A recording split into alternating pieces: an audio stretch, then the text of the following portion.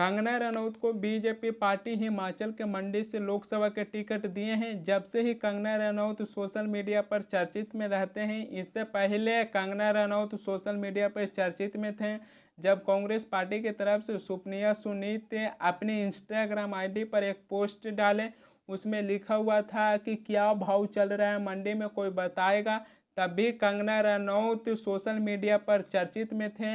उस समय काफ़ी ज़्यादा हंगामा भी हुआ था। कंगना रनौत पर कोई भी उस तरीके से टिप्पणी किया होगा उसको लेकर मैं भी निंदा करता हूं, क्योंकि कंगना रनौत इस देश की महिला है। किसी भी पॉलिटिकल पार्टी से आते हैं कंगना रनौत, इस तरीके से उनको ऊपर टिप्पणी नहीं कर सकते हैं, क्योंकि कंगना रनौत इस देश की महिला है। कंगना रनौत को बीजेपी पार्टी हिमाचल के मंडी से लोकसभा के टिकट दिए हैं। जब से ही कंगना रनौत सोशल मीडिया पर चर्चित में रहते हैं। कंगना रनौत हैं जो हिमाचल की मंडी में जाते हैं अपनी प्रचार करने के लिए। हिमाचल की मंडी की जनता को कंगना रनौत अपने हाथों से चाय बनाकर पिलाते हैं। कंगना रनौत हैं जो समझते हैं कि प्रधानमंत्री मोदी चाय बेचते बेचते तो भारत के प्रधानमंत्री बन गए हैं। तो अगर बीजेपी पार्टी हमें हिमाचल के मंडी से लोकसभा के टिकट दिए हैं तो हिमाचल की मंडी की जनता को अपने हाथों से एक कप चाय भी पिला देता हूं तो सांसद तो बन ही जाऊंगा। कंगना रनौत हैं जो समझते हैं कि प्रधानमंत्री मोदी चाय बेचते बेचते तो भारत के प्रधानमंत्री बन गए हैं। हमें हिमाचल के मंडी से लोकसभा के टिकट दिया गया है तो हिमाचल की मंडी की जनता को एक कप चाय पिला देंगे तो कम से कम सांसद तो बन ही जाएंगे। कंगना रनौत हैं जो बता रहे हैं कि प्रधानमंत्री मोदी श्री राम के अंश हैं। अगर आपने प्रधानमंत्री मोदी के दर्शन कर लिए तो समझ लीजिए कि श्री राम के दर्शन कर लिए। एक श्री राम को मंदिर में पूजा किया जाता है तो एक श्री राम देश की जनता के साथ चल रहे हैं। कंगना रनौत हैं जो बता रहे हैं कि प्रधानमंत्री मोदी में सारा गुण श्री राम की जैसा है। सुनिए कंगना रनौत क्या कह रहे हैं। दोस्तों, ये सही बात है कि 2014 में एक जो चेतना की चिंगारी समस्त विश्व में और ज्यादा करके जो भारत में आई, सनातन की जो चिंगारी है, हिंदू राष्ट्र की जो चिंगारी है, जो चिंगारी है धर्म की, अधर्म की लड़ाई की जो चिंगारी है, वो चिंगारी जो है वो हमारी चेतना में नरेंद्र मोदी ने जगाई है। और आज ये चिंगारी जो है एक आग बन चुकी है जो हम सबके सीनों में जल रही है। हम जो हैं, जैसे कि मैं हमेशा कहती हूँ, जैसे कि श्री राम की सेना थी, हमारे जो प्रधानमंत्री हैं वो साक्षात श्री राम का अंश हैं। श्री राम की पूजा उनके शरीर की या उनकी मूर्ति की ही नहीं होती है, उनके चरित्र की होती है। उनमें वही संयम, उनमें वही त्याग, उनमें वही परिश्रम, वही करुणा, वही क्षमा, वही जो भाव हैं वो देखने को मिलते हैं। साक्षात वो राम के चरित्र का अंश है। कंगना रनौत की बात सुनकर आप लोगों में से बहुत से लोग इंस्पायर होंगे और लगता होगा कि कंगना रनौत कितनी सच्चाई बोले होंगे। लेकिन मैं आप लोगों को बता देता हूं कि भाजपा के कैंडिडेट के पास कुछ भी बोलने के लिए नहीं बचा है। ये लोग राम मंदिर को मुद्दे को उठाएंगे, राम का नाम लेकर देश की जनता के मन में भरम डालने की कोशिश करेंगे। भाजपा के कैंडिडेट कंगना रनौत राम मंदिर पर एक कहानी बनाएंगे। कहानी देश की जनता को सुनाकर लोगों को ध्यान भटकाने की कोशिश करेंगे। किसी भी आदमी के साथ हम भगवान को तुलना नहीं कर सकते हैं। श्री राम को मैं भी मानता हूँ, उनका पूजा मैं भी करता हूँ। भगवान को मंदिर में ही रहने दीजिए। भगवान के नाम पर वोट बटोर कर राजनीति करना ये गलत है। भाजपा के कैंडिडेट कंगना रनौत हैं जो कह रहे हैं कि प्रधानमंत्री मोदी राम का अंश हैं, तो मैं कंगना रनौत से कहना चाहूँगा कि अगर प्रधानमंत्री मोदी राम का अंश हैं तो आपने अयोध्या में श्री राम के दर्शन करने क्यों गए? अपने घर पर प्रधानमंत्री मोदी की एक तस्वीर बनाकर उनकी पूजा कीजिए। अगर प्रधानमंत्री मोदी राम का अंश हैं, लोग क्यों जाते हैं मंदिर में श्री राम को पूजा करने के लिए? प्रधानमंत्री मोदी की तस्वीर बनाकर अपने घर पर पूजा करें। भाजपा के कैंडिडेट के पास कहिए कुछ भी बोलने के लिए नहीं बचा है। ये लोग राम मंदिर को मुद्दों को उठाकर राम मंदिर की नाम लेकर इस पर अपने वोट बटोरने की कोशिश करेंगे और भाजपा के कैंडिडेट के पास कुछ भी बोलने के लिए नहीं बचा है। भाजपा के एक और कैंडिडेट हेमा मालिनी, यूपी की मथुरा से बीजेपी पार्टी इन्हें लोकसभा के टिकट दिए हैं। हेमा मालिनी किसानों को साथ गेहूं काटते हुए नजर आ रही हैं।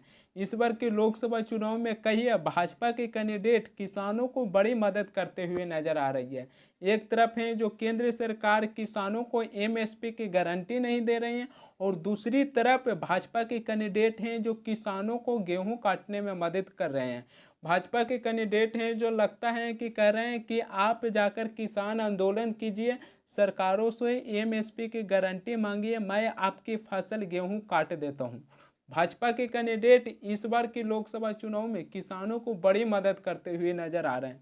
लेकिन मैं बता देता हूं कि ये सब चंद दिनों का खेला है, चुनाव के बाद ये लोग कभी भी नजर नहीं आने वाले हैं। इसी के चलते मैं हमेशा बोलता हूं कि इस बार के लोकसभा चुनाव में अपनी आंखें जो खोल लेना है। ये लोग 5 साल के बाद एक बार जनता के सामने आएंगे, चुनाव के बाद ये लोग कभी भी आने वाला नहीं है।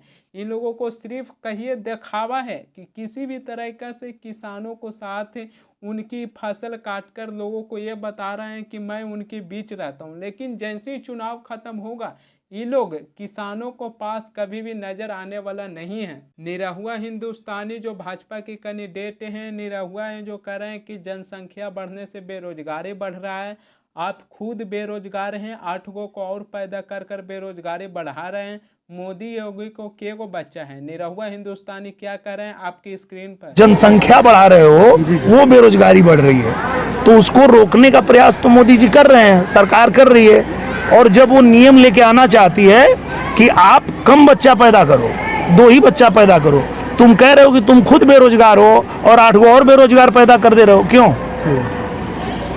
खुद तुमको अपना पेट पालने नहीं हो रहा है, तुम कह रहे हो कि हम बेरोजगार हैं। तो आप बेरोजगार हो तो एक बार भी सोच रहे हो कि 8 बेरोजगार और क्यों पैदा कर रहे हो?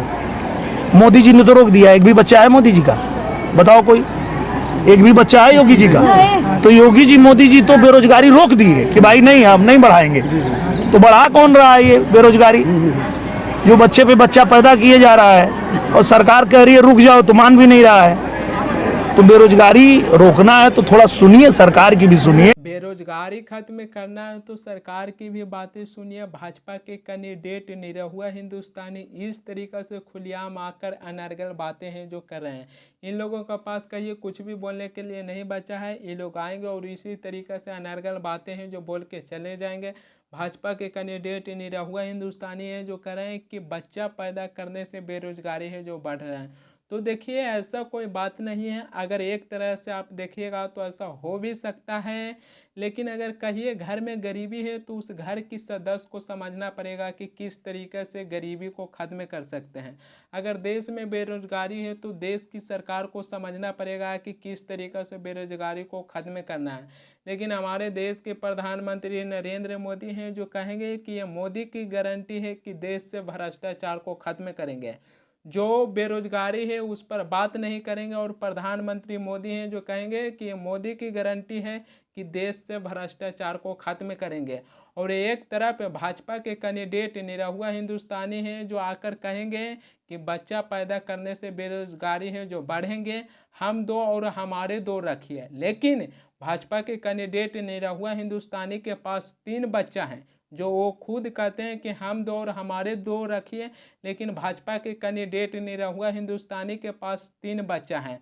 तो भाजपा के कैंडिडेट इसी तरीके से आकर अनर्गल बातें हैं जो बोलेंगे, और भाजपा इन लोगों को लोकसभा के टिकट देकर लोकसभा चुनाव है जो लड़ा रहे हैं।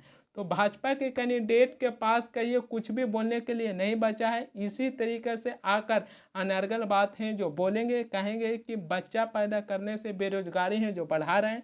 लेकिन ये लोग पहले अपने घर में नहीं देखते हैं और आकर अपने ज्ञान दे देते हैं, और ऐसे लोगों को भाजपा लोकसभा के टिकट देकर लोकसभा के चुनाव लड़ा रहे हैं।